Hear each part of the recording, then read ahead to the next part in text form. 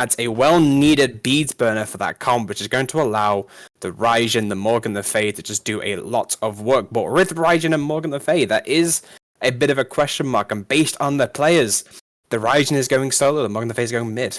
We called it a little bit earlier, could have been a solo Morgan or a Raijin mid, but they opted to go the other way, Nova Shark going on the Morgan, which is not a character I've seen him on. So that could be interesting to watch as well. I mean, when I played the Morgan, I just feel like it plays itself.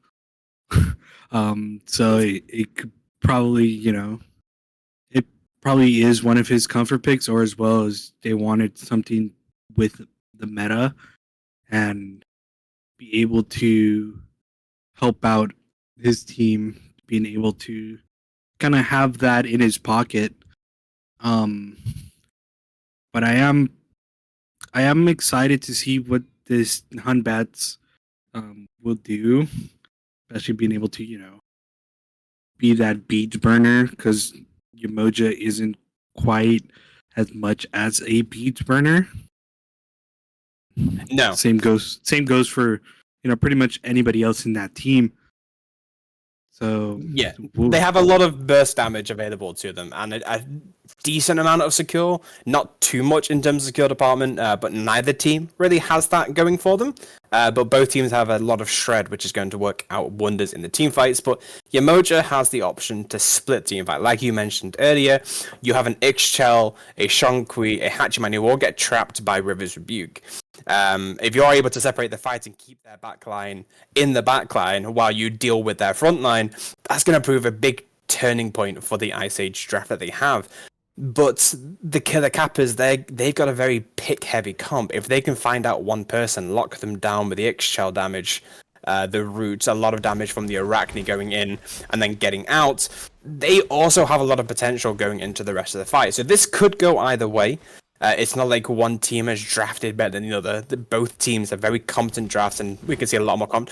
As we see Scopy get soloed by the Elder Satyr, that is not what you want to see at the start of the game. The casual PvE kill at 30 seconds in, that's got to be a bit of a mental breaker for the Ice Age. Yeah, now, you let this Jean-Qui kind of get the lane pressure early, be able to get the totem from this Raijin. You pretty much hate to see it. It's one of my nightmares playing. Yeah, I mean, we already see the Fat Man on the tower line on this Raijin, and Raijin didn't even have level 2 yet. But it's kind of ironic. The Raijin Morgan the Fae damage wasn't enough to clear the camps first. I did not expect that one to come in, but Gank getting this advantage in solo lane, he's definitely going to take advantage of it. It's level 3. But the Kappas also have the advantage on the left side in the duo. They have the Anher Yamoja on the tower line as well. So a lot of early pressure as the Arachne starts making the rotation over to that gold buff, but it's going to walk over a ward. So Ice Age, they're going to know. They're going to have some information available to them as Arachne comes in, Swagmaster lurking around, and immediately the Ice Age are like, nah, we are not stepping up just yet. letting the Arachne know that they see her.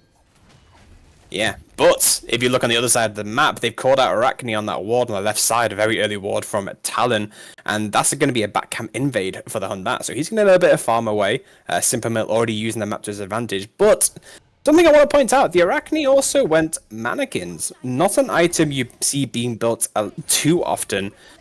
This could be the first blood. That is the actual first blood going to Pokemon with the help of Swagmaster, taking out Morgan Le Fay in the mid lane. That's a strong start for the Kappas, even more than the death of Scopy. So Ice Age not looking too strong off the bat, but they do have a very late game composition, so it's still all to play for. They just need to get through this early game. Yeah. I mean, having a late game comp could work out in your favor, but as well as you have to get into that late game. You have to, survive this early game Oh, See but Shark getting his Nova death gets back. return solo kill. It wasn't even a 2v1. Nova said, I'm not done just yet, my friend. But Swagmaster Uwu is looking for Simple Mill. This Hun Bats, I guess, trying to get a blue invade. The Raijin goes for the Mez dash, but doesn't find him. But Swagmaster's not done just yet, as Shang Kui is going to make the rotation in. But guess who else is here? Morgan has made the rotation over just in case a fight wanted to break out. Ice Age holding their own going into the rest of this fight. The nice little rotation on that. Morgan Le Fay being able to, be backup just in case they do want to fight for that. And what we see a cheeky bit of an invade for the Killer Kappas trying to get that pepper buff. They do get it. Fuego gets a nice impale onto the Hachi. Zanpakuto is going to have to try and dash away as quick as they can. Meanwhile, Talon Reese going to split the backline, see if they can get something or nothing over it. But Killer Kappas, they are going to just disengage, try and get what they can from their gold buff. Meanwhile, Scopey having to be forced to back against the Shang Kui, but that is the ultimate pop. That's one thing that Simple Mill could be used to go in to try and help his solo lane a little bit more. Yeah, and as well, having the Jean Quis ult down too could also kind of help out. Even though the beads are still up, you could just come in, take the beads out, and then try later on just to help out in that lane. Yeah, and that's going to be very important against a Shang Kui. Normally when we see a Shang Kui, he's usually going beats Aegis, pops the Aegis when he's in his ult to try and get as much damage off without taking as much as he wants, and the B is just to stop any kind of CC that the Kappas have. For example, this Arachne is going to do a lot of work inside of Shang ult, but when you have a a monkey, when you have a Hun Bats against a Shang Kui, it's going to be difficult for the Shang Kui to get active. So the beads age is what I'm going to probably see later on. We see neither support has gone for the, or neither solo has gone for the teleport option. Both opted to go for this beads, and it's going to give a bit of option. But as we talk about that, we do see Simple Mill looking for this gank in the right lane. We called it. Finno Evil comes out, the Mez as well. The Chains EC gank is in danger. He's taking so much damage. The slam goes down. They can't find just yet, and Scopey gets the kill. And that's just what we expected. The second that ultimate is down, gank is going to be a sitting duck. And Simple Mill and Scopey, they take advantage of that fact, take him out. Nova looking for a bit of action on Pokemon in the mid lane as well. I'm surprised the Junkrat didn't, try to even beats. Seemed like he kind of just, knew he was dead as soon as the ult came down. I mean, I did want to see, the beats come out, try to play for your life. But, Yeah. Fortunately, we didn't. It looked like he didn't have a lot of mana to work with as well. So even with Pythags online, you don't know if you have enough ability to take away, because obviously Shang Kui doesn't have a lot of movement. He is a big fat man after all. So you either have to fight and die trying, or just give up and say save it for the next rotation. Because if I'm Simple Mill, I'm looking at this solo going, this could be a few pretty easy kills. Because going in against a Hachiman is going to be very difficult unless you've got Talon there on this Shimoja. So Simple Mill has to make some options to go, do I want to focus on mid? Do I want to focus on through solo and try and get either those two ahead? Or do I want to try and put pressure on the ADC? Even though ADC isn't going to be as relevant until that late game. So a few different options for the jungle to make, and I think he's going to try and focus around this solo. As we see Raijin taking a bit of damage, gank already popping the orb, gets a nice page off, waits for the teleport. Great prediction from gank, killing Scopey on the teleport away. But also Nova dying in the mid lane as well, as we swap over between the two. Kappas got a good start going on as they start taking away some of the map that's left available to them, and Simple Mill isn't going to be able to do much with him going over to that right side. Yeah, unfortunate that you lose two at the same time. Couldn't really do anything for either lane. If I'm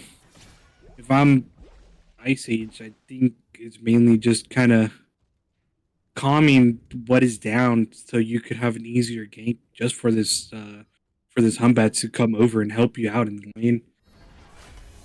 Yeah, Calming that Ganks doesn't have ult, or as well as on your should try to even get the Hachiman ult out. Yeah, I mean, it's going to be difficult for Anher to get the Hachiman off unless you like really catch him out of position, because Hachi is very safe in terms of ADC. He can play with Eagle's Eye and just kind of poke from afar. We see Zampacto playing the space pretty well there, just in case. But we also see Fuego go into the crit option, which is not something you see too often on Anher. You generally see a lot more penetration builds. Morgan forced to use consuming power, trying to find some damage. Pokemon getting some good snipes off. The 2 hits, but it's not enough to secure the kill now. Pokemon's in danger. Great silence to stop it, but the monkey's here. Forces Arachneot as well. Both of Kappa's mid and jungle forced to back away, not getting their kill onto Nova. Meanwhile, Scopy is soloed once again by Gank. Scopy is not feeling very good on that first death to the PvE. Really must be hitting him a little bit differently. He's just trying to bide his time and wait until that late game until he can start doing something. But right now he's struggling, and Gank getting the advantage. And if we see the Fat Man rotating, this could be trouble for the rest of Ice Age. Yeah, John Kui is that type of god to just tank everything and just dish out as a lot of damage. It's quite unfortunate for the Raijin to get soloed twice. Yeah, and I mean this go on. I was just gonna say he's pushing that lead on the soul lane, and you might see an early rotation from the Jean Kui. Yeah, I mean, you've got almost a 2-level lead. We just see Scopy tick over to 9 there. But in return, you are getting some leads everywhere else. Simple Mill is getting a slight jungle advantage on the Arachne.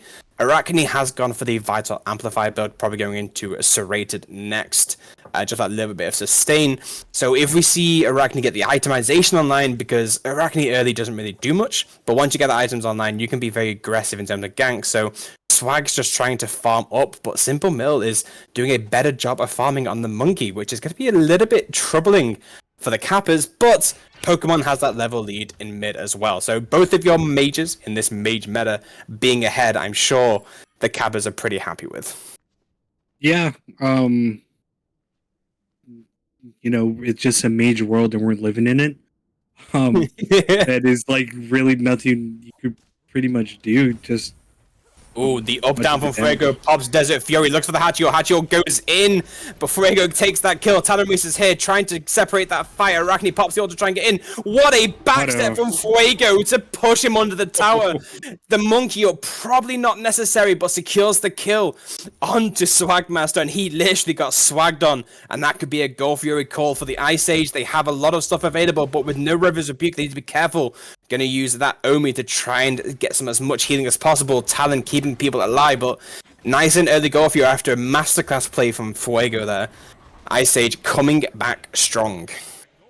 Yeah, that was a nice play from the on-her, being able to backstep at and push her under tower just to get a tower shot in her. Yeah, of course, the hunt battle wasn't really necessary, but it's always good just to make sure you secure a kill.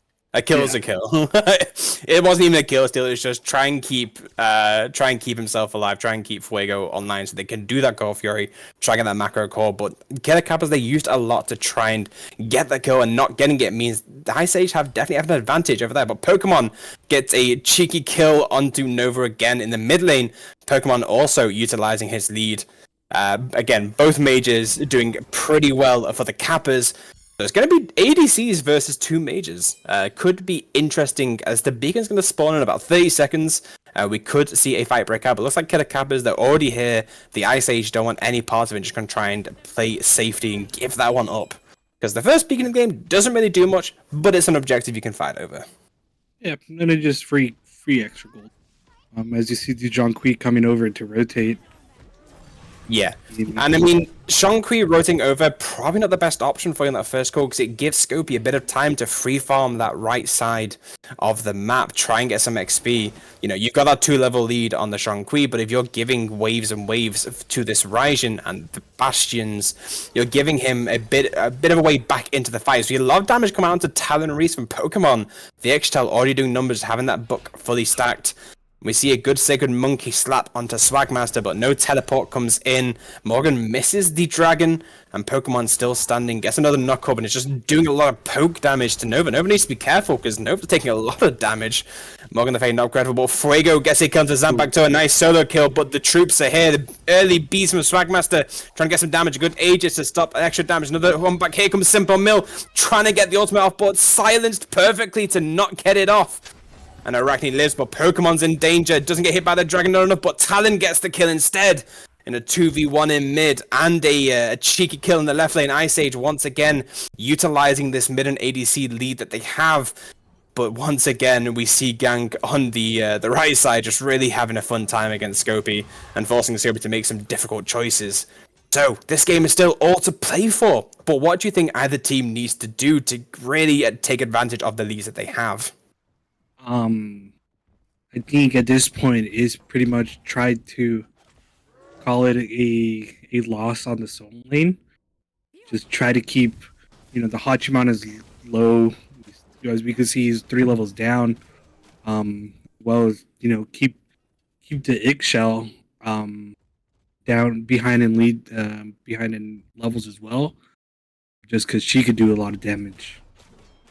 Yeah, I mean, I believe they should just push either mid and the dual lane and kind of leave the solo lane in his own devices at this point. Rough to say, but yeah, I do believe that's what they should do. As a solo laning yourself this season, you know all about being left on an island. It's just sometimes the way it goes. But with your jungle and ADC both having 2-level leads, it's definitely something you want to kind of capitalize on. It does mean that the Ice Age are going to have pretty good domination over the left side jungle. We see them grouping up and getting some early wards out. Looking for this Oni Fury that's going to be spawning in shortly. Could be a nice little pick-off for them. But Killer Kappas, they know that the Ice Age are around, and they're grouping up. Swagmaster taking the offensive, trying to find a way in. A good Moonstrike takes that advantage. A dash comes in. The Ganesh could be the target, but Simple Mill just going to get out. And they're going to try and play for a team fight. Morgan the Fade coming up with the rear, but Raijin's also here. The Shong not making their rotation over for the Kappas just yet. Going to be a little bit late as we see the classic, the Frank's classic of the dance of the objective. Not probably going to see a lot of action going in, but they're going to try and find a way into these fights. Here comes Talon Reese trying to find a way in, looking for a good Rivers of Beak, but he might get caught out by Swagmaster. You never see a jungle frontlining like that, especially on Arachne. Could be dangerous if he gets himself out of position, but look at Ice Age going to back away, trying to find a way just to get some farm before leaving everything up. But good ward coverage means that neither team can really go for it without the other team knowing. I don't really like this call over for the Raijin. 3 levels down. You should try even to farm up your lane 2 levels now. A level down. You have to kind of try to get close to the level that Jonqui is at. Yeah, maybe they recognize it and probably go for it, but yeah, I mean he's slowly getting it back, but it's going to be enough because Gank still is farming as well. Yeah, could be dangerous. So just stay in lane. Stay in lane and try to farm up as much as you can. Shong is currently soloing the Pyro. We didn't even see on the side. I heard the page once and he just tanked that for free. There was no composition whatsoever. Talon throws over a bubble to try and get something off, but it doesn't matter. Gank is just pretty happy with that one. And look at the build. He's got the Divine online. He's going into some physical defense, but he is pretty far ahead in the itemizations, farming that gold lead as much as he can. As Fuego is going to try and take this tier 1 tower and recompense for the other side of the map, and that is going to be a tower down. So both tier 1 towers down for the duo and the solo respectively. It's going to cause a bit of a decision making for both teams as to whether they want to play through Fire Giants or the Oni Fury. Both worthy objectives in their own right, and both teams have the ways of shredding, but no secure. It's going to hurt them. Yeah, go for either or. And if you pretty much want, you can push down the dual lane and have that, that lead over there. Or we could see a fight break out on this beacon as the Talon Reese comes in with the River's Rebuke, forces his way in, but here comes Fuego Pillar trying to get some damage onto Swagmaster. Swagmaster forced to auto away. Ganesh still has Dominic Pillars, just trying to find a way in. A Great Fear forces the beads out of Ixchel. That's going to be a prime target for Simple Mill. He's still got Fear No Evil, but jumps away. The fight is breaking out. Good Raiju damage. A Frenzy is popped. Pokemon going in, trying to get some damage with the beam, but Fuego's here. A Shell keeps him alive. The jump in. Fuego's trying to find the damaged Pokemon, living on 1 HP. Force the beads away as well. Raijin getting some good poke damage off onto Gymkhana and forcing another of Kappas to back away. With so many low HP balls, they have to surrender that beacon. And especially with Talon Reese still full HP, means that could be another Gold Fury. But Ice Age going to leave Scopy behind, and Scopy could be a target for bait on the side of Killer Kappas, as the Ice Age are taking this Gold Fury, but they haven't been aware of the Arachne behind. Here comes the Arachne coming in. Ice Age do take the Oni Fury, and the Fear No Evil onto the Arachne. A good knock-up to keep them alive. Swagmaster takes the first death of that fight, and here comes Raijin or Taiko Drum is going to keep taunting Zanpakuto into the wall, but Pokemon's full HP gets a good route to try and disperse the fight away. A lot of good damage going. The horse comes out, mounted archery, trying to get Scopy, but Scopy has an Aegis to keep himself alive. The fight's still going. Here comes Gang trying to find some damage off, keeping Hachiman alive. Gang gets the kill onto Simple Mill. Both jungles down. Pokemon going to try and keep that beam going for as long as possible, but a good Riptide takes the Ice Age members away. And a cheeky steal misses the one onto Morgan Le Fay. Morgan Le Fay uses the ult to get some maneuverability going and keeps them alive. A good awareness from Novashock, but this does mean that tier 1 could be surrendered, even with the 2 tanky boys here to do a soft defense. Yeah, earlier when they pushed out the Eggshell out, that heal pretty much saved her, as well as, you know, the shell and all that. That heal was the ultimate factor of, you know, keeping her alive, and it's pretty unfortunate that they couldn't kill her to be able to, you know, kind of drift that end team fight in the Ice Age's favor. Yeah. And like Ice Age already know this because they've already started building a lot of defense. You got Brawlers, you got Divine, you got Contagion. You got a lot of ways to try and deal with this Ixchel, and especially how Pokemon's been piloting this character in the mid. It's going to be very evident they need to be a hard focused character in those team fights. They take the Ixchel out of the fight early on, as well as Swagmaster Uwu on this Arachne, and they just start steamrolling the rest of that fight. And the second Pokemon comes back, Ice Age are forced to disengage quickly once again. Speaking of Swagmaster Uwu, what's he doing into that front line? He's taking a lot of damage against 3 members and dies to some DOT damage from Novashock. Pretty good pick-off for the Ice Age, which gives them a bit of free reign over this Pyromancer. And the Killer Kappas don't have a way of getting in. Scopy going to do some good zoning action, trying to chase out Pokemon half HP, but the Shred, not so good when you don't have your ADC there. Yeah, but I do believe, you know, Fuego's pushing out this Hachiman. No, Yeah. they're... Fuego 3-0 right now. He was in...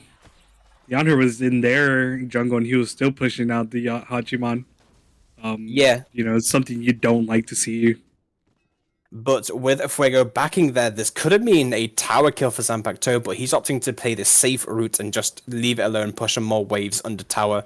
Gonna back and try and get some items, but that could have been a cheeky little tower kill for the Kappas. But I think right now, with them being a bit of a gold deficit, they just need to be a little bit more careful and not do what Swagmaster did, and try and take as many fights as possible without having that safety button available to you. But Ice Age, they're going to be trying to group up around that mid lane. We see 4 people coming in as Simple Mill starts backing. They're going to try and look for another objective, probably. We have the Oris coming up shortly, but the Fire Giant is still going to be the big objective of the game. Gymkhana going to play around the walls, probably try and get some ward up, because neither team has ward vision on the Fire Giant. There we go. This first sentry is popped up. Contagion proc the... Monkey's coming in, trying to find their way. Never mind. A Fear No Evil comes in. They're putting everything on the Ganesh. Ganesh is just going to take these autos from Fuego and get away, and they're going to have to disengage as well. Scopy is going into that backline. He could be the one in danger. 4 members of Kappa is going to look on the return. He's trying to back away as quick as possible. A good heal comes in. Tiger Drums popped in, taunting Hachiman in as well, trying to find a way in. 2-man knock up. And here comes River's Rebuke. It splits the fight. Perfectly timed. Cuts Pokemon away. Frego gets the first gun to Zanpakuto. ADC gets that kill. Dash comes in. Arachne in ultimate, trying to find that target. Scopey's going to try and take Gymkhana out. A lot of damage coming in. The one finishes the kill. 2 members down for Kappas. It's all for the Ice Age, but they have health bars to worry about themselves. The 3 down, and there could be a 4th Pokemon next up. He's using the ult to try and stay alive. Monkey's taking a lot of damage, and Swagmaster gets the kill along with Pokemon, and now they're going to try and take Scopey as well, as Hostage tries to get the up down, but it's not enough. Swagmaster gets a double kill on the turnaround, but Ice Age, they're still going for this Fire Giant. Talon Reese positioning himself to try and get these healing bubbles off onto Fuego and Nova to keep his team alive. He's not using much else. And that is a nice little Fire Giant for Ice Age. The solo and jungle did their job of zoning, but lost their lives in the process. And the Kappas, you know, they're going to try and get this beacon in return as well. But that is a fight of all time. Pokemon sees danger on the horizon and immediately runs for the hills. No surprise in the slightest. Yeah, it was a good fight all around for the Ice Age. Being able to, pick out the Hachiman, pick out the Ganesha, the Zhong. Having the Fire Giant on your ADC and mid laner is good for Ice Age, and as well having it for your support just to be a little bit more tankier is always great. So I do believe it was just a nice call just to focus on getting the Fire Giant. You do lose Fire Giant on Simple Mill on this Hun Bats, but in reality, having it for your mid laner and your ADC, it's still going to be worth it as the Kappa is going to start trying to take what they can, but the Ice Age, they're going to start looking at the Gold Fury once again, and Kappa's none the wiser, but instead they're just going to try and go for a Pyromancer. Objective for objective, we see it all the time. Scopey running down mid, he could be a contestation for the Pyromancer. He's there, and the Kappas don't want to go for it just yet. You do have Arachne, he's going to be a good, fairly decent tank for this as they come in, and Scopey doesn't want to go for it either. So that is a objective for objective. Kappas take the Pyromancer as a consolation prize. But the Ice Age, they're running down the left lane, going to try and take down this Titan early on and force a fight. Scopey going to come in through the jungle, might cut off gank. Never mind, they're going to try and get as much farm as possible, trying to keep themselves in the game. They are level 20. They have overtaken that lead from gank earlier on.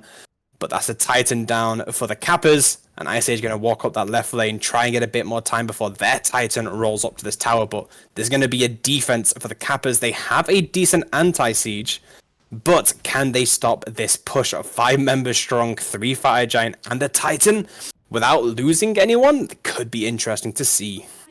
Yeah, and Talon does have the 8 bomb if he wants to drop it on T2, or save that for the Phoenix. Ooh, Frenzy popped. Hold that thought. River's Rebuke pops in. We're going for the tower line still, forcing the ult out of many people. Shang-Kui lagged out, possibly standing still on the tower line. Frego gets a double kill, killing out the other tank on the board.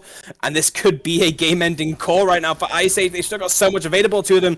Trying to get this damage out. Beats Aegis from Zanpakuto and forces the ult out of Pokemon. That is a Phoenix down pretty easily. Titan still strong as we go into a pause. And I think that is Gank DCing. We'll see on the side there. It's very unfortunate timing for your Fat Man to DC there in the middle of a team fight that decides the game.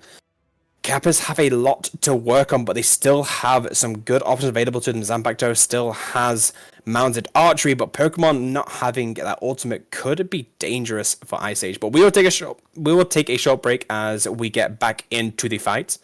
Take a bit of time to decompose, de-stress. As we fast forward and try and get to the end of this match.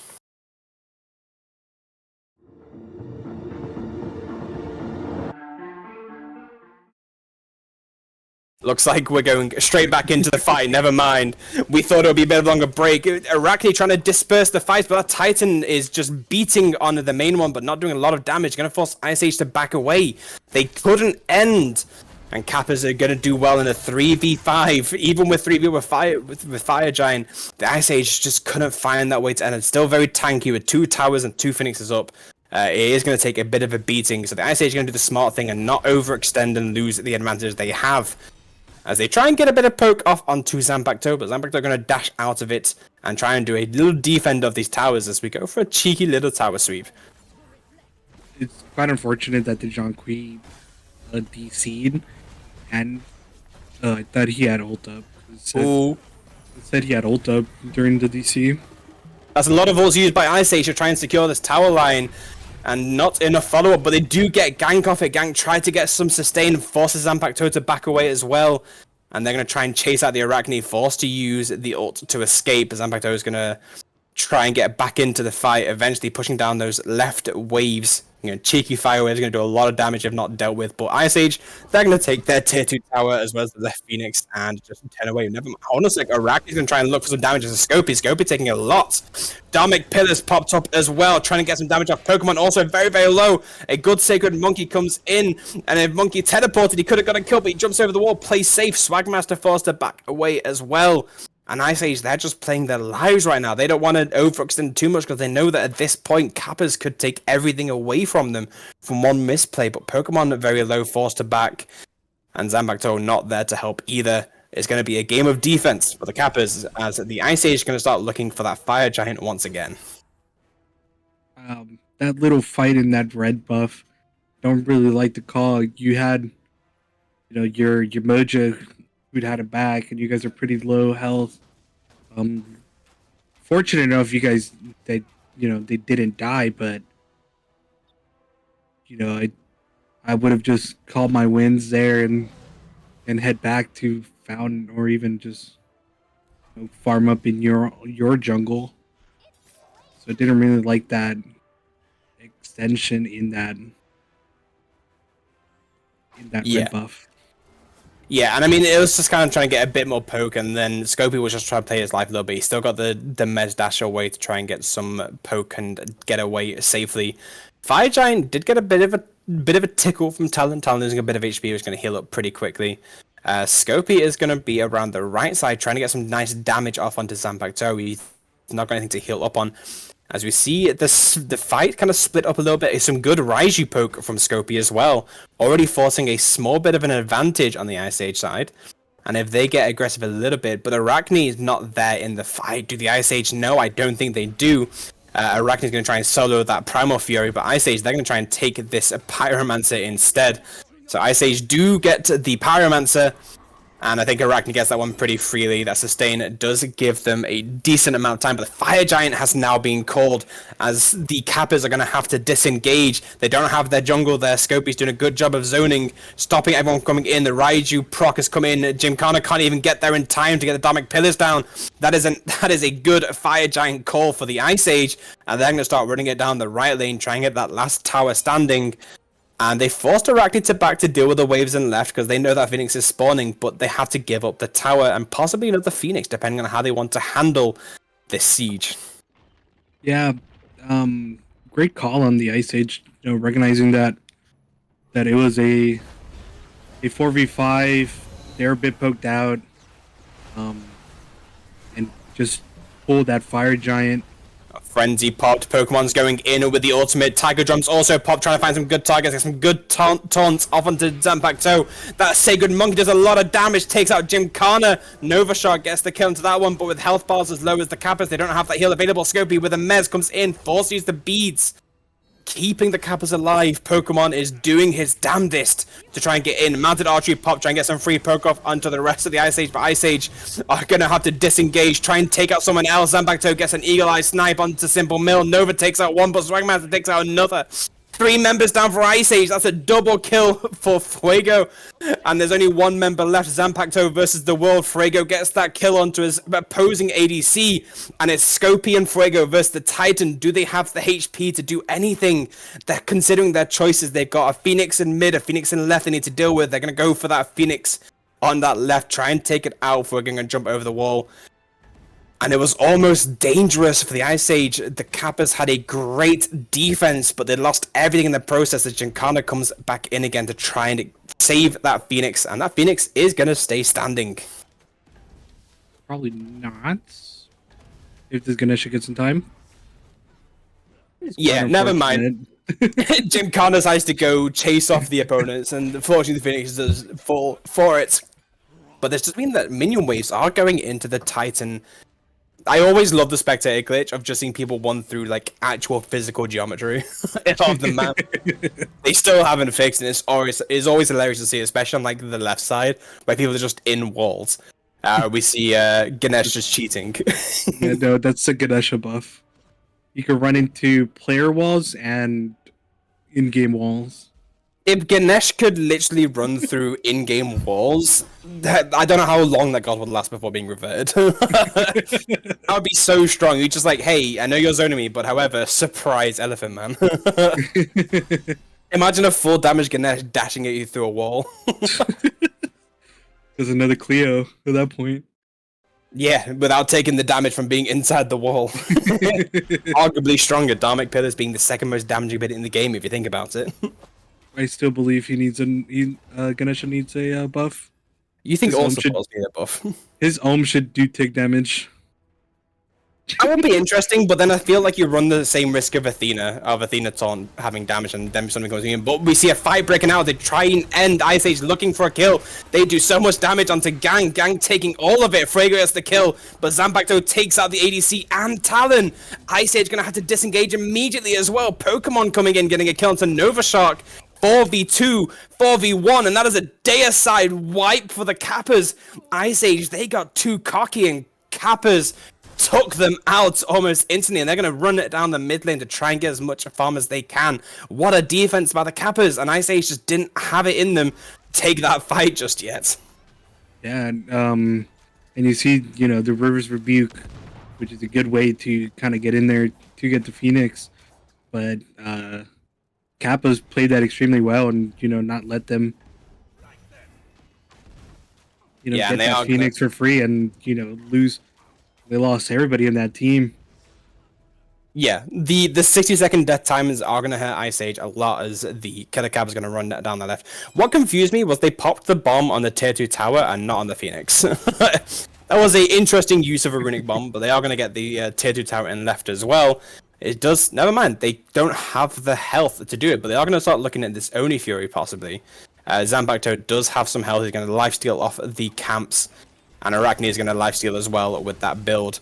So they are going to go for this Oni Fury, and I think that's a good thing to get, even if you miss out on some of the towers online. But taking the Oni gives them a bit of an advantage, a bit of breathing room. But Ice Age, everyone back up again. They're going to start looking for this Fire Giant that's going to spawn ever so slightly. But the important thing is this is an enhanced Fire Giant. This could be the difference between winning or losing this game. But if Ice Age get this Fire Giant and then get wiped again, the Kappas get a nice, easy win as they just run it down at that mid lane. But Ice Age, they're going to try and pull this fire immediately. Yep, if I'm Kappas, I'm 100% making sure they don't get that easily, or as well as we could try to get a steal.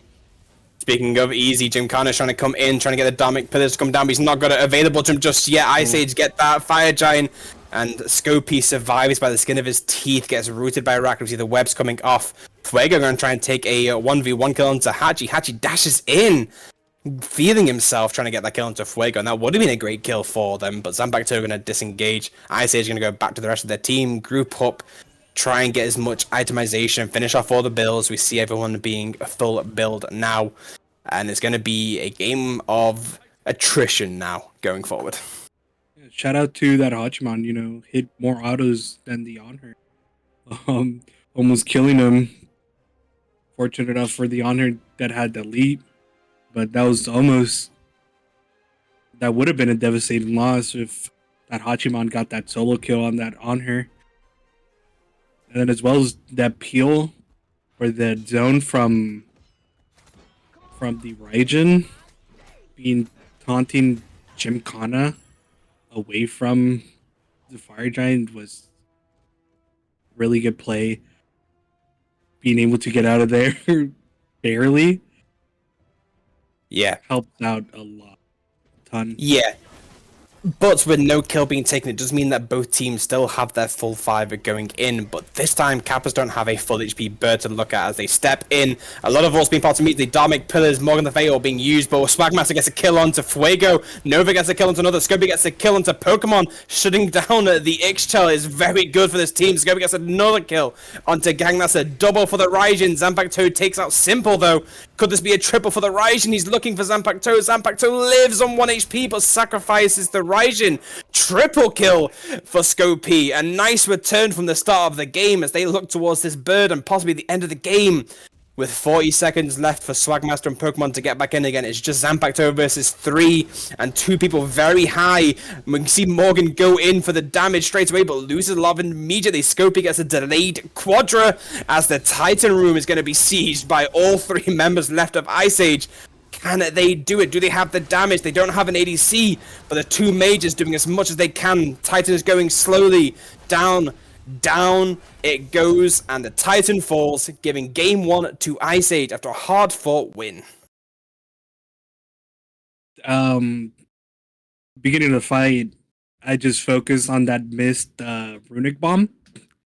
I was gonna say something, but the fight continued, and we see Ice Age come out on top. Shout out to the triple kill for the Raijin. But yeah, good games all around. Really back and forward. We had good defenses from Killer Kappas, and Killer Kappas having a nice early game with that Jonqui, but luckily their Raijin was able to turn it around and be able to help the team out and get that killing blow on quite literally almost everyone in the Killer Kappas team. Yeah, and I mean, Pokemon pumping out the damage numbers on this Ixchel didn't do as much healing as I expected. But 43k damage, almost 44k on this Ixchel does a lot for the team, gives a lot of support as well as the CC damage. But Talon Reese 16k healing, which I think is the current record for the healing in Canes. So definitely a good show for both teams. Scopy, he had a very rough start, dying to PV at the start, then getting farmed by a gank, and he comes back, gets a triple kill to help win the game for the Ice Age. I'm sure they are feeling good about that one going into game 2. But we will take a short break for ourselves on cast, just to cut you off there. Yeah. I was just going to say, they say wards win game, but Scopy had 0 wards and still won the game.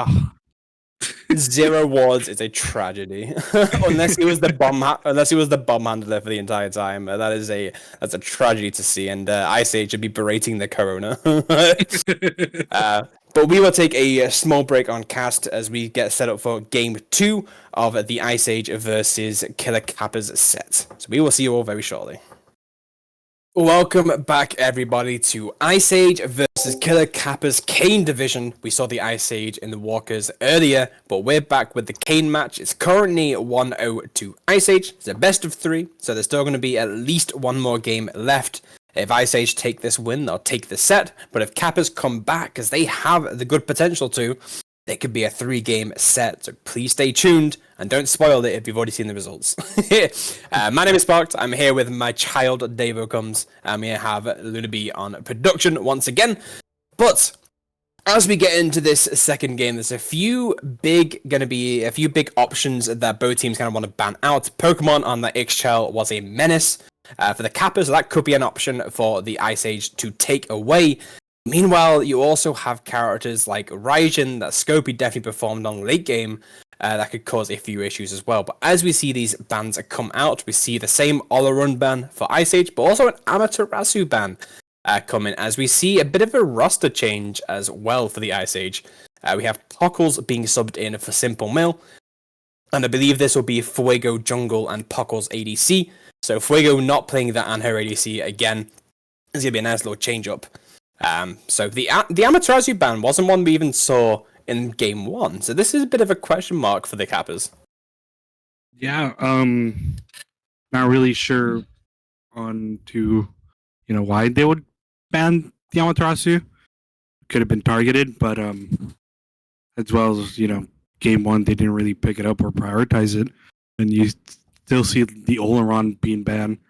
Does seem like they really respect Zan on that Oleron, and you see Yeah, just normal bans in the Kappas side. Ganesha, Alposh, and um, Chernobog. Totally forgot his name. yeah, but that does leave a few good options available. You have the Poseidon available, but we do see the first pick come through, and that's going to be the Maman Brigitte. And whether that goes jungle or mid is going to be up to what the rest of the team decides, because it works in either way. I personally think Maman is a better jungle, but I've seen a lot of people say vice versa, and that she's a better mid lane just because of the damage output she can have. So taking that as your first pick going to be pretty good, but now Kappas have their return choice of picks, and they could get a Poseidon, they could get a Morgan the Fae, they could get a Raijin themselves, they could get a Wukong and Nike. They've got a lot of different options available to them.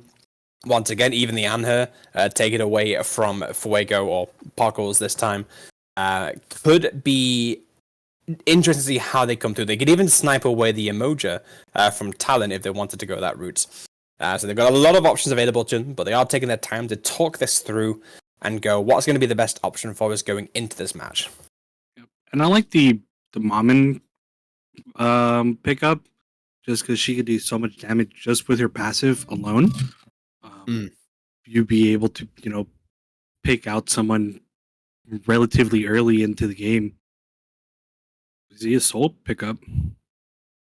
A Soul Horus Dura lane being locked in for the Killer Kappas. Soul definitely the stronger of the magical ADCs. This might be a Zanpakuto classic, especially if they're banning Ola Run against him.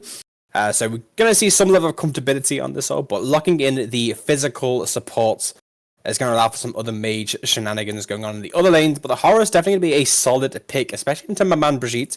Maman lost her knock-up immunity during her party trick, so it's going to be pretty important to be able to shut down that damage potential with Fracture updraft combos. And it's just good secure as well. You get the stun into Soul Stellar Burst. It's going to be a lot of confirmed damage, but this does mean that Ice Age gets the infamous Talon Rishimoja once again. But it also means they have another option available to them, depending on what they want to go for. That Poseidon is still available, still an option for them. But they're going to take someone a little bit different, and that's going to be the Thor being locked in. It was previously banned out by both teams in Game 1, and is now being made part of the game for that rotation. So that's going to be a Thor jungle, Maman mid, I believe. Or, if you want to get real spicy with it, that could be a Thor solo. I thought you were going to say Maman solo, and I was going to lose my shit. Oh, I mean, I was going to say that earlier, but I didn't want to, you wanted to sound leave a little. suspense. I didn't want to, sound a little too hopeful, but yeah, I do believe the Thor could be a flex. Yeah. He could go into solo.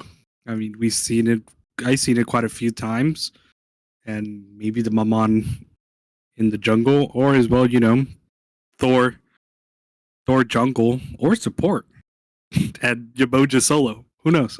Yamoja mid, we've seen it before. But the Killer Kappas do snipe away the Morgan the Fae, so that's going to be their solo, possibly down the line. And gives them a few options for that mid, but they're going to start banning away some of the ADCs. Kappas take away Anher and Freya from the hands of Pockles, but Ice Age going to go for an Awelix again. Awelix must be a Swagmaster classic, but also taking away the Surta. Yeah, I do believe they're respecting ganks on that Surtur. But as well, I don't see a Raijin pickup. That was pretty good into them, or even like a Jean Kui. I would have thought they would respect it, but I do see the mage ADC on that Freya ban. Who knows what they prioritize or they don't want to give up. Yeah. And I mean, we also see the Ana ban. Ana was previously used by Fuego, and it's taken away this time, but it does still leave a few good options for Hunter available. You've still got the Shibalanke, you've still got the Hachiman, and all are pretty decent into Sol. Sol's going to try and get as much pressure as possible using Overheat, but can be out-pressured by a similarly pressured ADC. But the Swagmaster's going to take out that Ratataska, another semi-global for semi-global on both jungles. But Fuego finally is fallen down to the Poseidon. This could be a Poseidon solo. It's one of your favorites. But the Poseidon for solo, Maman mid, Thor jungle makes the most sense, as Parkour's going to lock in the other. And I am a big fan of the ult pick. One of my favorite ADCs to play, very ability focused and not the classic kind of auto attack based. But with how much damage this team comp has for Ice Age, it's not a bad pickup at all. Yeah, I'm not a big Uller fan just because I suck at him. I can't get the his whole combo down. But if you have someone who's comfortable on it and as well as could hit that whole combo down, it's just a god that is super annoying to play against just due to how much damage he could just throw out in a simple axe throw.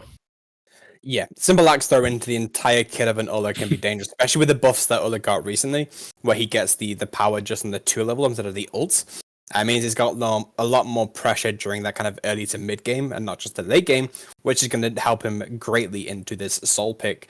But the Kappas are going to finish off their draft with a Thoth in the mid lane. And Pokemon, with how he played on the Ixchel, this is going to be a very different playstyle. You go from someone who's very in there to someone who's very artillery mage and just trying to play the back of the map, back of the team fight, just to poke damage as much as possible. But both teams have a very CC heavy comp. You've got a Thor, Uller, Maman, Yamoja on the left side to all help for Kraken, but you have a Horus, Ratataska, Morgan on the Kappa side. So both teams are going to be very heavy on the beads burning, and one stun could lead to a CC chain and just death of any player. But once again, not much secure outside of Poseidon this time around and the Thoth. So both the majors, they have their secure, but Poseidon, if that's going solo, we see Scopy playing it. Not going to have as much damage, but that Thoth Final Judgment is going to be a nuking thing. So very different playstyles from both teams. It's going to be interesting to see as we get into this match. Yeah, and if that Mammon is going to the mid laner, it is kind of a good pickup to get those just to stay away from the Mammon, not letting her be on top of you, not letting her, get in you. As much as how weird as that sounds, but those just doesn't let Mammon, do what she could do onto you. Without your consent. But yeah, those is a good confirmed god. And as well as the Poseidon seeing always playing that, and he could just do so much damage when you have the Pythags and what's that another item? Breastplate. Yeah. Like he does so much damage just with Pythags, and if you get Typhons, that's already like getting someone out of the fight or as well scale someone. Yeah, and I mean, it's going to be very present that the Thoth is going to be a great pick into the rest of the team as well, Yeah. Scopy and Nova, they're going to be pretty close range going into the fights, as well as the Thor who's going to want to land on you. So if you're able to just play distance, and if Pokemon can play distance on this Thoth, he's going to be getting a lot of confirmed damage. That's going to allow for the rest of the team to then follow up with the rest of their CC and their damage. But it's like you say, this man in the mid lane is going to have such difficulty fighting Pokemon on this Thoth. There is no way that Pokemon leaves tower line just to get one shot by Nova. And Nova's going to have a tough time trying to find a way into those fights. So either Nova needs to play incredibly safe himself and just try and play for the farm game, or he's going to get caught out of position by Swagmaster and Pokemon all the time, and that could be a big downside for the Ice Age draft. Yeah. I'm pretty stoked to see how this game goes out. If we get to see, the mom and pop off and played extremely well into that Thoth, or we just see a Thoth dominant lane. Yeah, and I mean, it's the classic Maman style of Maman's either going to be incredibly overpowered and just run the entire map, or is going to get farmed. She's the definition of a glass cannon in the current meta, and it's why, like, the devs, they don't want to try and focus too much on the nerfing aspect because she has such a low win rate. Because no matter where you see her, she's either going to do incredibly well or just feed. And depending on how Nova pilots this, is going to be a big question mark as to, is he going to feed, or is he going to be able to like play smart and just work around the map as much as possible? From that camera shake, it doesn't believe that Bob believes so.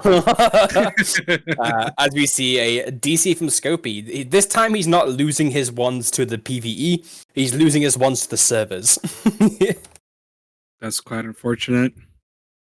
Haven't had a break. Scopey's early games have been really rough. We are back in. A lot of good poke damage coming out from the man. Is going to get some good burn damage off, so definitely going to be a lot better early game for this Poseidon, but now it could be Nova going to get first blooded by the PvE, but unfortunately stays alive. That would have been very funny if he didn't. One thing that was concerning, which we didn't really touch upon, was Pokemon went to the other speed buff, so left the rat to kind of deal with it a lot by himself. The Morgan even, so Rat's gonna have to come over and try and get some free damage off. So a bit of an interesting start from the Kappas there, but might work out in their favor as they start looking for some poke damage. Well, Ice Age already on the tower line knows they don't have the HP to really fight them, but also forcing to be disengaged on the duo side as well. Once again, Kappas, very strong, very powerful early start to the match, but is that going to change during that early to mid game? We shall find out. This is just, this same thing from last game. They were getting pushed out by the enemy duo lane, and I was gonna touch on the Thoth speed pickup. I just believe they didn't trust on the double mage clear like they did last game. Yeah. I mean, it's understandable, but the Maman is going to help out a lot more this time because you can just keep popping Party Trick on and off to get that free burn damage, utilize that passive, and it is going to be a lot more compared to the Morgan the FRH. Maman takes a lot of damage. He's going to get rooted, and Pokemon's going to cheeky first blood onto Nova. Nova had to get active to try and get that kill onto Swagmaster, but couldn't find the damage early on. They're going to utilize that range and immediately pick him off. And once again, Kappa's good start to the fight. Fuego's going to take a lot of damage as well. Dashes in a mini teleport. Fuego living on 1 HP. The Thoth wants him. The hieroglyphic assault not reaching him. Fuego doesn't suffer the same fate as his ally, but cause for a distress either way as the Kappas are on the bastions in this duo lane. It's going to be very difficult for them to get back into this game if they can't farm by stepping out of tower line. Yeah, and having the Soul and a Horus in your lane, it's kind of difficult for Ice Age. Just so so aggressive.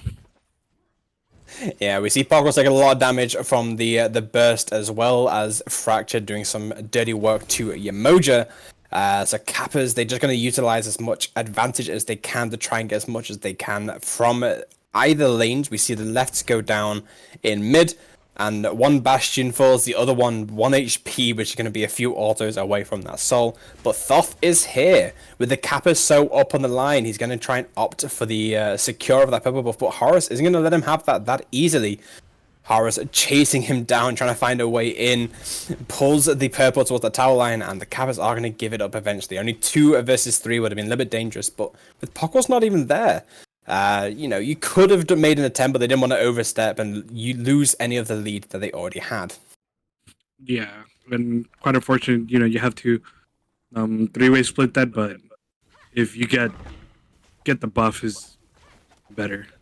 And then splitting this one too, without being contested is kind of a question mark play for the Kappas, but But at the same to time, them. yeah, but at the same time, Swagmaster does have a level lead on Fuego, has that semi-global ultimate available, so if he wants to opt for a kill onto anyone, he's taking those left mids right there, so could opt for a cheeky bit of a kill into Nova. Nova's stepping a bit out of position, but Swagmaster's going to be a little bit scared. He doesn't want to fight them without the mid laner there, which is a very fair assessment. Doesn't want to over-position themselves just to get caught out themselves. They don't know where the Thor is. Thor has the ultimate available as well, so we could see some spicy action come out of either lanes. Fuego going to take a lot of damage from this minion camp, but with the Eye of the Jungle, he's going to try and keep healing it up a little bit. I see Rat in the air in the mid lane, looking for a kill onto Nova. Please show me the mid lane, thank you. And looking for that damage, Nova trying to stay alive, the dash under tower. Nova lives on 1 HP and gets a kill onto Rat. Rat overstaying the welcome. Nova's going to be happy, he's trying to stay alive there.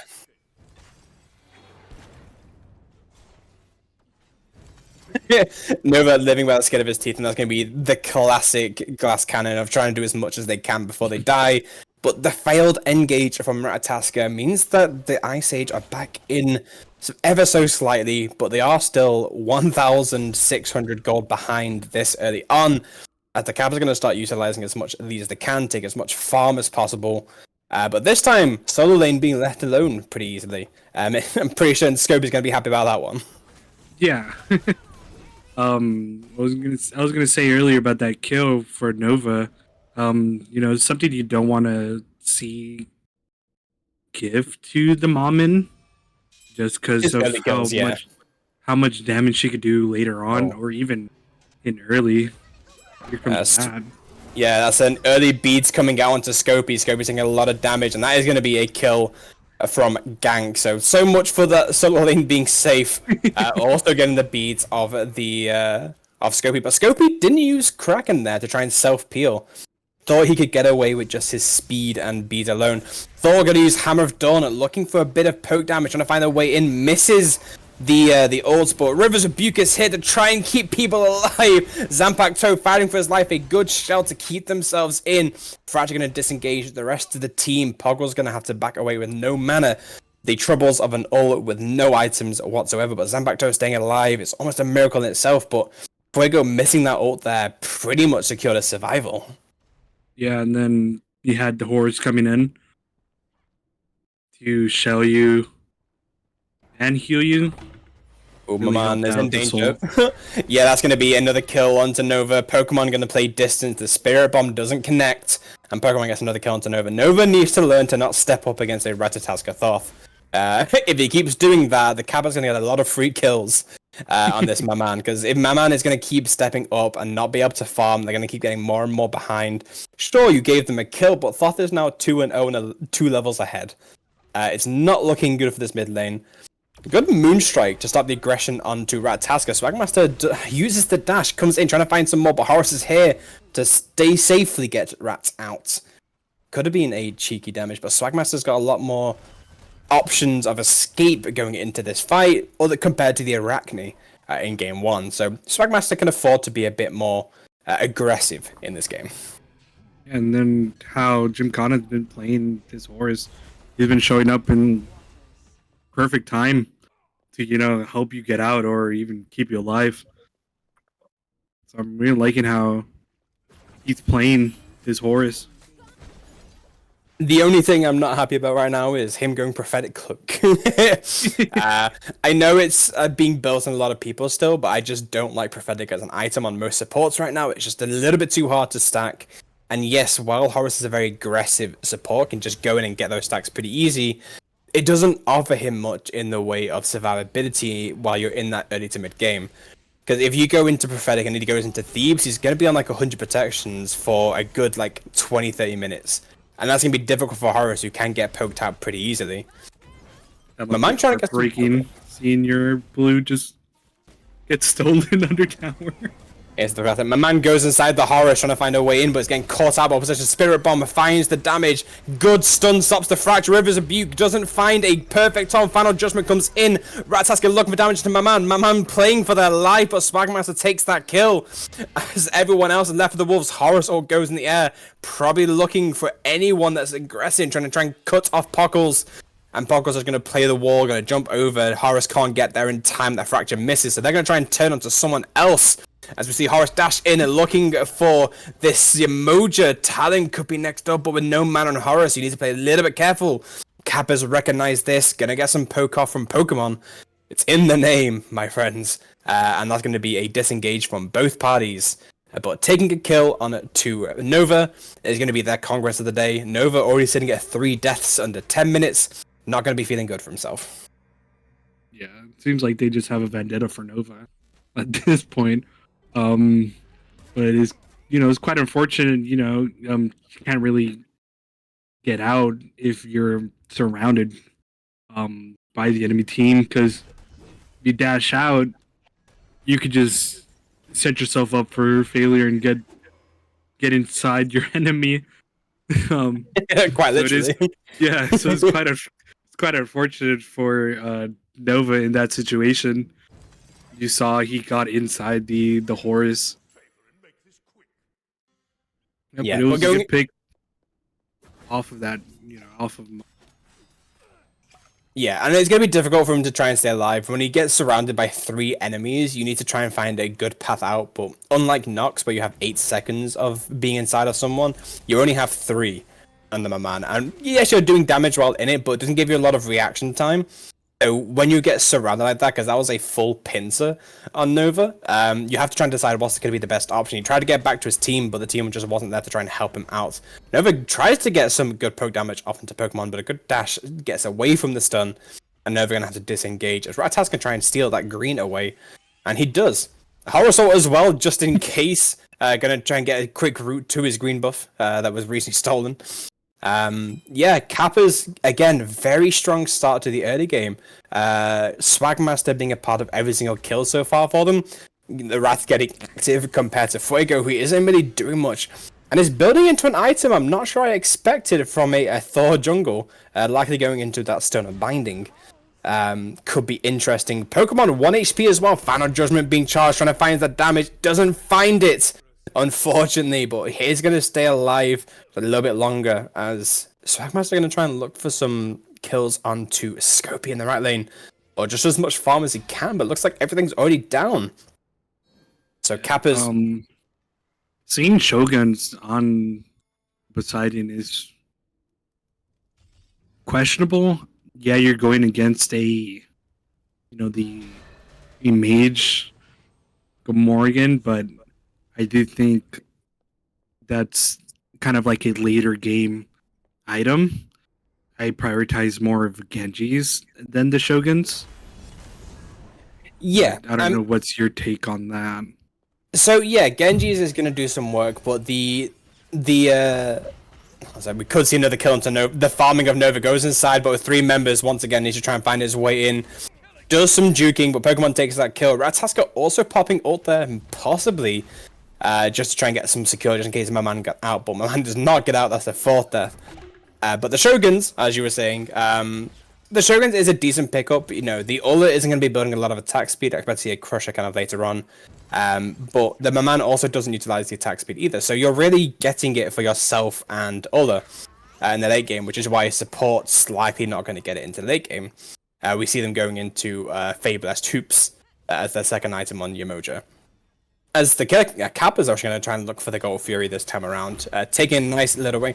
A good pre-beast to stop the action onto Ulla. Paco's going to have to disengage, and Kappas take that Gold Fury, and it's looking good for them so far, but Fuego is here, teleports in, but no follow-up means he's going to try and play the walls a little bit safely. Another stun onto the Rattataska. Swagmaster going to be cutting his tracks once again, and is going to be forced to disengage as the rest of the Ice Age team are looking for a bit of a fight, knowing that the Kappas have some little resources to work on. They're trying to find their way in, but is going to disengage eventually. And unfortunately, the classic Thor blunder, throw the hammer through the wall, but doesn't teleport in time. I was gonna say, yeah, that was a good pickup for the Kappa side. You know, just get the Gold Fury. You're able to zone out Pockles um relatively well. Just that was pretty much a free Gold Fury without coming up and trying to contest. So I do really like that call.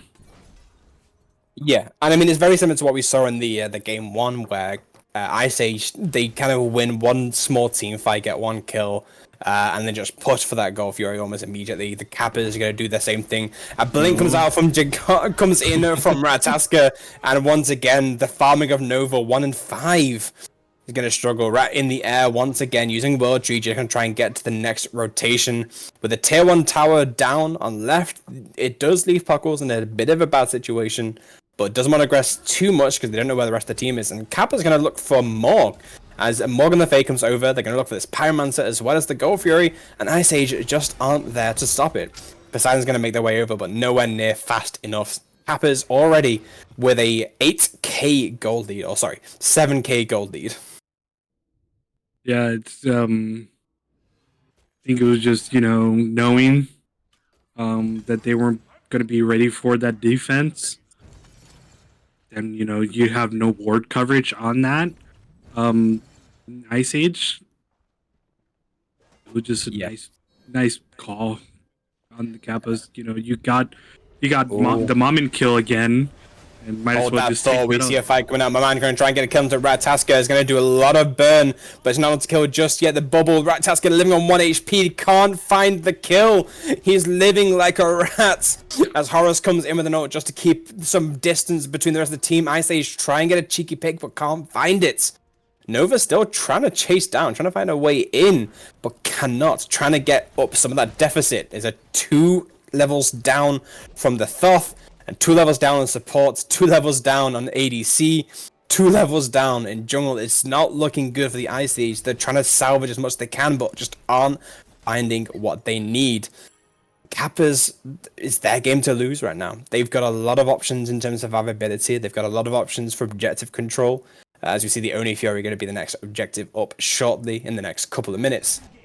Looking for some poke off onto Fuego. The Fracture Updraft combo means that Fuego is going to take a bit of damage, but no follow-up from the Kappas means he's going to get away pretty scot-free. Pockles on the sideline just in case. Pokemon going to get some good damage off. The Rat goes into World Tree, looking for some damage. Fuego doesn't have the poke, uses the beads early on. The Nuts do nothing with that pre-beads. Nova's not going to be subject to it this time either, so Kappa's going to disengage and look for more, trying to find this Ulla. Swagmaster gets the dash off and the stun, pops the Rune Forged, but doesn't do much with it. Yeah, the beads, again, there's 2 beads down on the side of Ice Age that they can utilize for this next fight as it only comes up. And it's going to be great for the Horus to be a good target. So Puckles going to play the farm game once again, just try and get ahead as much as they can, try and lessen that 3-level gold lead. Yeah, and I was going to say that Horus did quite a bit of damage to that Thor. Unlucky that he didn't have a teammate around to kind of get him out of that little fight. Yeah, Morgan over on the right lane takes that tower, but here comes Scopy for the Ice Age coming in for this Gold Fury rotation, trying to find some damage up into Pokemon, forces the Thoth to disengage, which is a huge win for the Ice Age. They sacrifice the secure for it, but this means they could have some options as they pulled the Oni Fury themselves. Scopy and Thor trying to zone, but Ratataska in the World Tree is going to bide his time, force Ice Age to disengage, get off of that Gold Fury. Spirit Bomb popped as well. Rat gonna drop down, trying to find his way back as Fuego trying to get some kills onto Pokemon. Finds the teleport into tower line. Fuego gets the kill onto Pokemon. That's a good first kill for the Ice Age, but he's gonna sacrifice his life for it. Swagmaster gets that return kill onto the jungle as Nova's gonna try and find a way and misses the dash onto Sol. Gets the stun. Pockles jumps in trying to find the damage. Gank gets a kill onto Nova. Perfect self peel, and now Pockles is in danger. Gets the kill. That is a straight up 4-man mass murder for the Kappas, and they're going to look for the 5th Deicide, but the Riptide is going to keep Talon alive as we see the blink come out from Swagmaster trying to chase down, trying to get that last kill. Talon is going to take a lot of damage, but is keeping themselves alive ever so much. But unfortunately, that's the Deicide for the Kappas that they needed get that Oni Fury as well. What a great anti-objective fight for them, just to take it away from them and everyone's life. The Kappas are running this game so far. Yeah, and we saw Fuego pretty much go in for that Doth kill just to die. Um, I'm confident that was a good call. It's just quite unfortunate that your team couldn't get anything else off of that, and eventually just lose their life. Yeah. We see Nova just standing in the middle lane. Nova's waiting for the wave to come to him because he knows if he steps up, Pokemon's going to take full advantage. But yeah, during that fight, they do almost take out Sol as well, but just a good amount of self-peel or just a good amount of damage from Gank causes that fight to just kind of stop in its tracks, keeps them alive. So they only lose Pokemon, which, is a bit unfortunate, but Pokemon still has a 3-level lead on Nova, so it's not all that bad for the Kappas. Just utilizing every ounce of gold they have. They now have a 10k gold lead and can start looking for even more objectives as time goes on. It's what do you think Ice Age need to do to get back into this game? Try not to get picked out at this point. The Kappas are just demanding this lead, not letting Ice Age do anything at this point. I just think it's like a pretty hard game to get back, but it's mainly just try to, get small wins here and there, just call it a day and back. That's pretty much what I think. Having the Uller split push is a good call. Give him a little bit more farm. We see Horosol being popped, but who's he going for? What they're looking to try and achieve right now is being dropped down, trying to catch out Nova once again. The beats is popped early, but with 4 men there is no way you're surviving, even with Spirit Bomb. That is going to be another assassination onto this Maman. 1-7. It's only going to get worse unless Nova starts able to play with the rest of his team. Kappas, they were positioning for that Fire Giant. They take that 1 kill, and knowing that the Ice Age can't really contest outside of Scopy right now, they could look for even more. We see Rat Attack coming in, a pre-beats from Scopy. Keeps him alive a little bit longer, pops the crack on his feet. Black Master going to take a lot of damage from it though, but Scopy is going to disengage as the Kappas pull that Fire Giant with Ice Age not knowing whatsoever. That's going to be a free objective for them.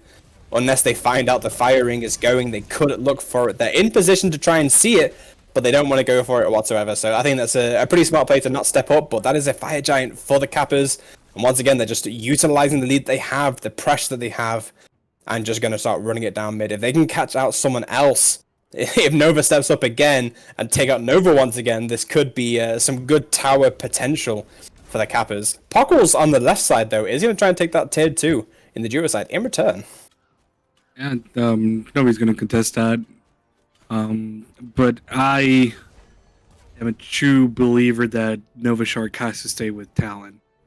Yeah. Hold his hand, even if he doesn't want to, just because he keeps getting poked out. He's damage coming out. Trying to find someone. Hold, I thought they were going to go for that siege, but a good ultimate from Rivers of People. Where's Frago going? He's in the backline, forced to use Aegis, but can he get the ult in time? He can't. Gang gets that kill.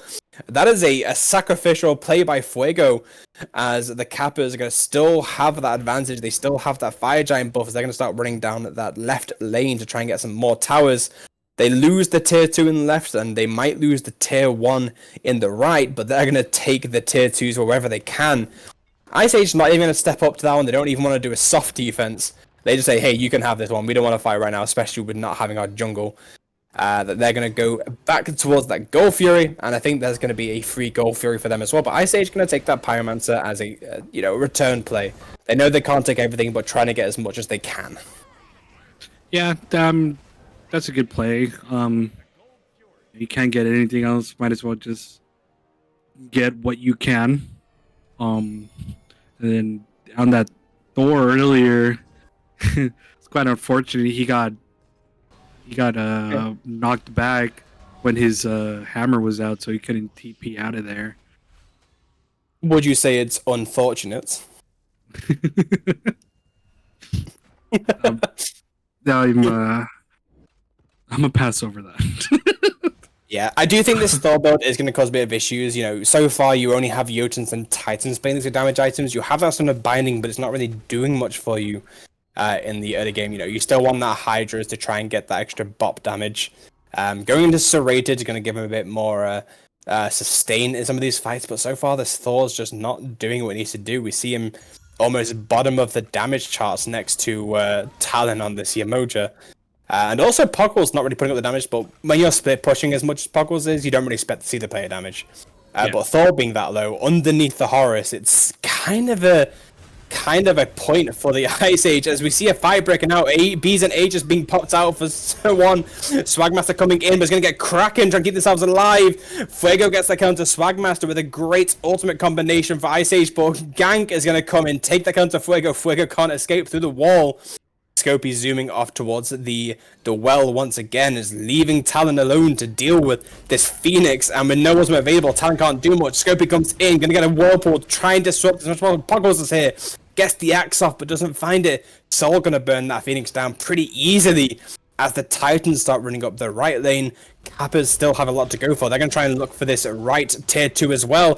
Scopey gonna zoom away from the updraft combo.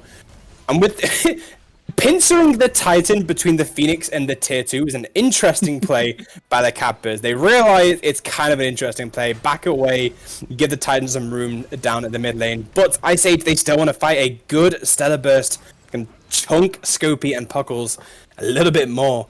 But Jim Khan is going to try and play that front line, try and take autos, divert the attention away. But that Titan is getting absolutely shredded.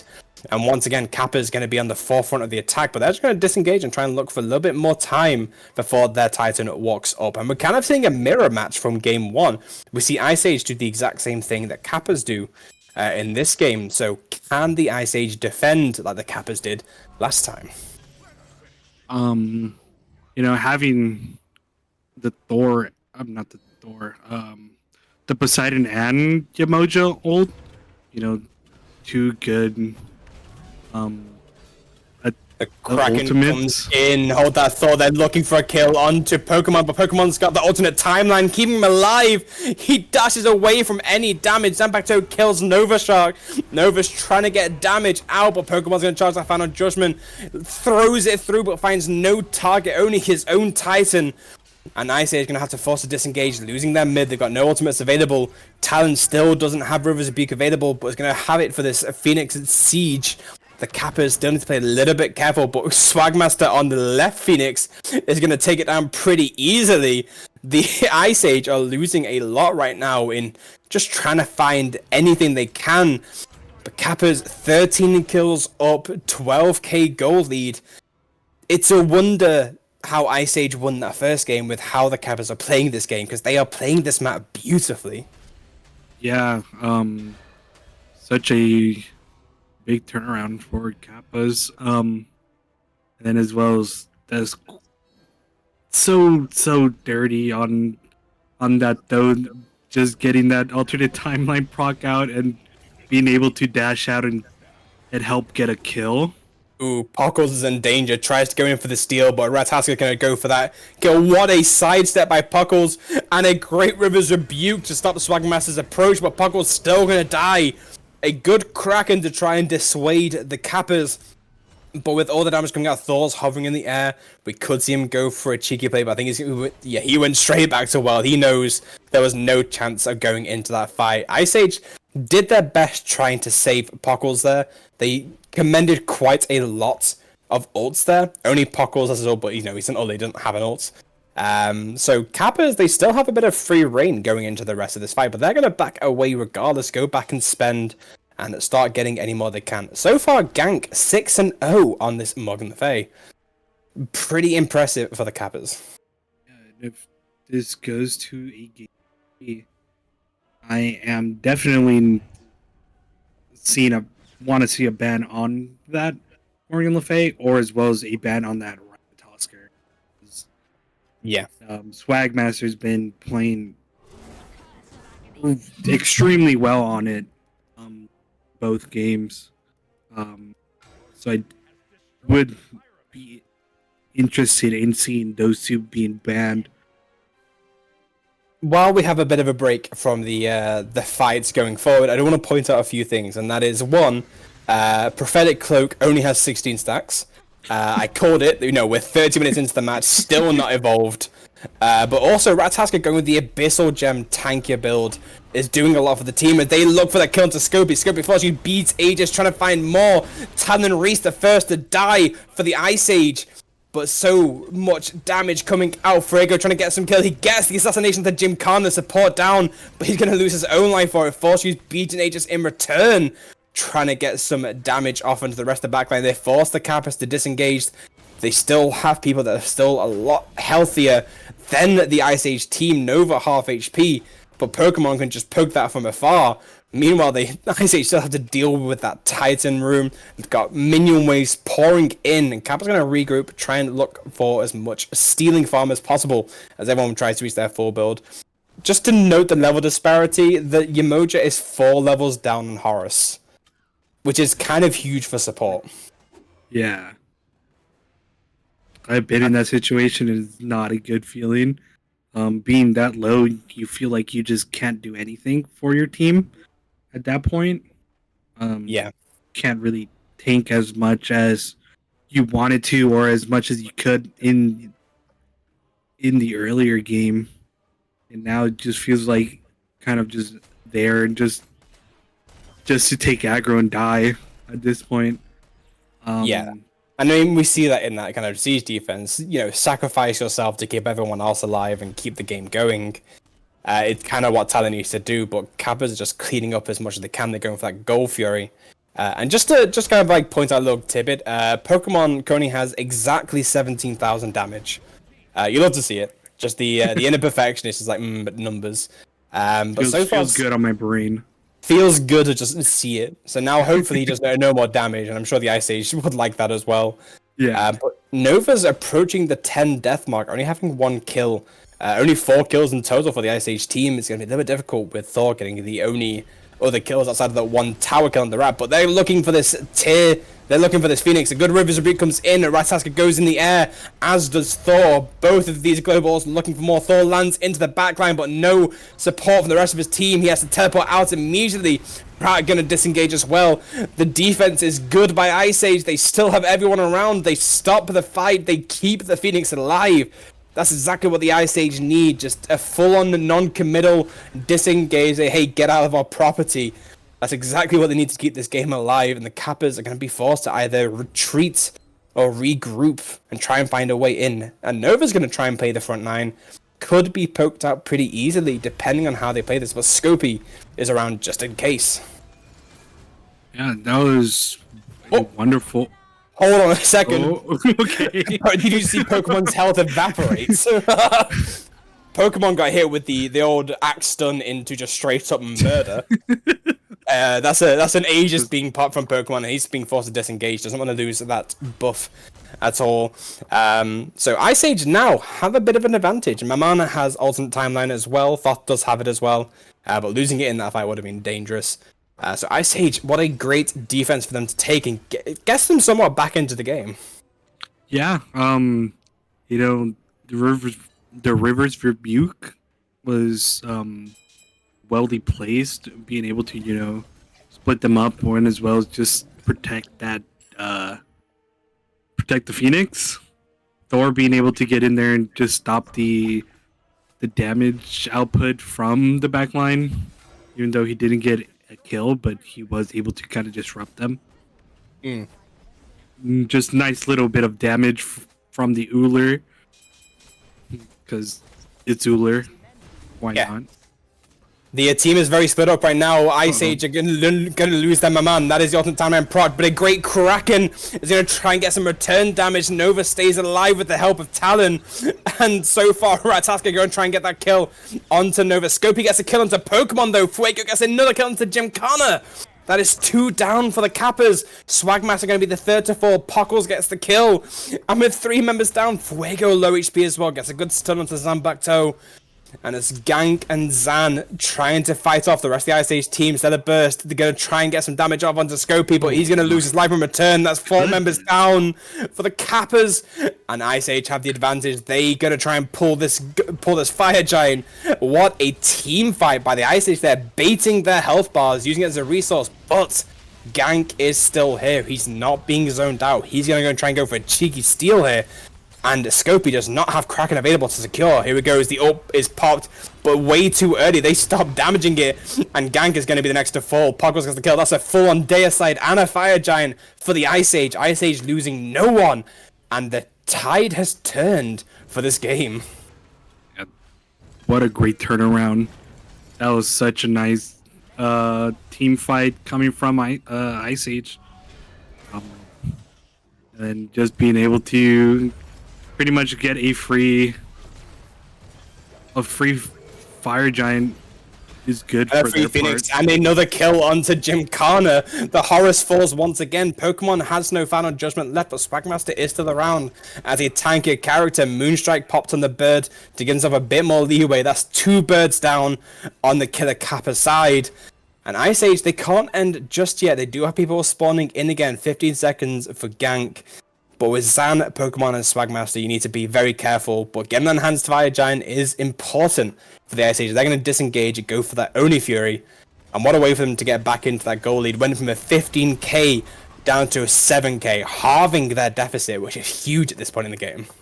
Yeah, and now you see build just coming complete at this point, which is good to hear for Ice Age. Being as low as you were in the earlier game. So Ice Age had just playing extremely well in this late game, being able to bring it back. Good on them. And here's something you don't see too often. 2 monthly discords on the side of Ice Age, and an Abyssal Gem on the side of Killer Kappas. Now, as a support, I like building Abyssal Gem. It's a nice little way of disrupting the backline. You hit your abilities and they just can't do any more damage because they lose 20% of their cooldowns. Always a little fun thing of haha. And with how Swagmaster's playing, he's being a straight harassment into Nova, Pockles, and Frago. So it's going to be pretty good. But the double I forgot the word of what it Mantle of the Discord for the Ice Age. Yeah, Mantle of the Discord is going to be huge for some of those dives that the Kappas have onto Ice Age. And we see it in that team fight as they're going to look to get this third and last bird on the right side. And as well as, you have the Ratatosker on you and just having that mantle proc. I see a Horus in the sky. I see a Horus in the sky. Look at the shadow, but he's nowhere near the rest of his team. That's a one wasted ultimate down for Gymkhana. And that is something the Ice Age can use to their advantage. Look at the triple ring Nova. It's just embodied by rings trying to get their way in, but they can't find a way. It's very hard for a man to siege without having a blink available. Rivers Rebuke popped, as is the Yggdrasil coming in, trying to find some damage. Kraken dropped down as well, trying to find a way in. 3-man stun for Swagmaster, but he's taking a lot of damage in return. Gonna force the disengage. Kappas still having this anti-siege. Pokemon throwing some damage over the wall, getting some good poke. And it's going to take some return damage from Thor. Hammer of Dawn is in the air, looking for a target, trying to find out where they want. Lands on the Soul. Soul uses the Aegis to stop the damage, as does Fuego, keeping themselves alive a little bit longer to separate Popped. He's going to be prime target for the rest of the team. A man comes in, but my man falls, so they're posing mid laner, but they lose the bird. Swagmaster in the backline against 4 people is going to try and be chased out, trying to find a way in. Fuego and Pockles pick up that kill into Swagmaster. 2 down for Nova. Oh, sorry, 1 down for Nova. It's going to be pretty interesting for the Ice Age. They still have a lot of pressure as they back off and go towards this Pyromancer to get up 1 more Runic Bomb for any of the sieges they want to commit. Yeah, and I didn't even know Kappas had 3 bombs in their pockets. They've had no chance to siege. Ice Age have been on the offensive the entire time. And we see how effective it is. They've taken out all 3 birds. And still have the advantage. The enhanced Fire Giant has fallen off of them, so they can't fight anymore. But they are going to start setting up for it once again once Nova is back up again, and gives them another bait target, because Nova will have alternate timeline available as of the next enhanced Fire Giant spawn. It's just sad to see that the Killer Kappas are not a PvP bomb believer. Easy knockout with that bomb. Imagine if the bomb did true damage. Like, imagine if people actually had a use for the bomb outside of the knockup and just go, hey, we can actually use this in the team fight as a bit of an advantage, because instead of having it just being an objective secure, because right now all we see it used is on towers, objectives, or anything that can be used as a structure of any kind. I use it for peel. Yeah, I use it for self peel if like I have nobody in my side. You don't see it being used too often because of the slow charge up time. Ice Age are looking for this Fire Giant, but they're not giving any credit to the Kappas. Never mind, Swagmaster doesn't find it in time. They do take the enhanced Fire Giant, and Swagmaster's going to disengage, use Yggdrasil to get away, but Gymkhana also going to have to try and back away. Fuego lands Hammer of Dawn, but doesn't matter target, takes half his health from Final Judgment. The rest of the team is coming in. Fuego has to disengage, he's got no health. Kang is going to try and take some more Beast Aegis from Pokemon. Thoth is going to get away pretty safely. Nova still pretty low and is at the mercy of any kind of damage from the Kappas. Ice Age are on the brakes. They're going to try and press some Eskies. They're looking for a kill. Zanpac Toe out of position is the sacrificial bird. Nova trying to get a kill onto Swagmaster. Nova gets a cheeky little solo kill onto the rat. River's Rebuke popped under the bird, but the bird is taking no damage from Pockles as he's retreated off to the left lane. It's 3-1 split. Kappas, they still are at mercy. Thoth is doing a lot of damage to the rest of the team. The Spirit Bomb comes in onto the Thoth. Gymkhana should fall. That's Nova getting a second kill. Uses a bomb for peel, but does nothing. They lose the bird as well. Pockle's full HP from some sustaining, and they're going to look for this left bird as well. The 3-bird sweep, you love to see it, but look at that damage that Thoth is doing. It is so much. A great Kraken comes in, finds Gang. Gang falls. Nova gets a third kill in his team fight. The alternate timeline keeps Thoth alive a little bit longer, but he's got to survive everything. The Final Judgment doesn't make it in time before the Titan falls. And from a 15k deficit, the Ice Age win the game with a 3k positive. Win after win after win in this late game team fight. They power through the losses and take out the Kappas in a 2-0 victory. Yeah, it was just a surprising turnaround. But they did do a little what I said they needed to do, just get small wins. You know, get good defenses on the Phoenix. That Mommin kill on that Ratatosker seemed kind of targeted. Maybe just due to the the hate crime. Yeah, just due to the early kills on him. But in all, just such a great game coming out from Ice Age. Scopey was 0 wards again. I'm sick of it. Someone fire this man. Wards don't win the games. Especially in a 45-minute match, having 0 wards is just kind of atrocious. Like, he's putting all the work onto Talon. It's just unpleasant to see. Also, Horus didn't finish stacking Prophetic. 45-minute game, Prophetic has not evolved. I'm upset. According to Luna, it was 18 stacks out of 30. That is not something you want to see, and hopefully Gymkhana learns from that one, and if he does play the Horus again in a future match, doesn't go that same build, because it wasn't the best, but was doing pretty good job with the rest of his team. So there's still stuff to learn from. That is what Franks is about. There's still a lot of good options for you, but we see builds change here and there all the time, different metas. I mean, I didn't expect the Thor build, I didn't expect the Rat build, but it works out in the end for both teams as they get a good practice, and KK know that they can still take very good fights and still put good teams to the test. So, yeah. GG to both teams. Ice Age do take this win and gets them into, I believe they are 3rd seed in Canes for this week. But that is going to be it from that's going to be us. That's going to be it from us on cast. I can't speak today apparently. But what a good set to watch. But we'll be back again tomorrow with some Cyberpunk Other games for both Walkers and Canes. So do catch us if you like the franchise with both me and Dave, just the different divisions. But we shall see you all tomorrow. Thank you all for joining us on this long stream today, going through both sets. It's a pleasure having you here, and you enjoy watching the matches. Do feel free to come back at any point. But we shall see you all next time. Bye.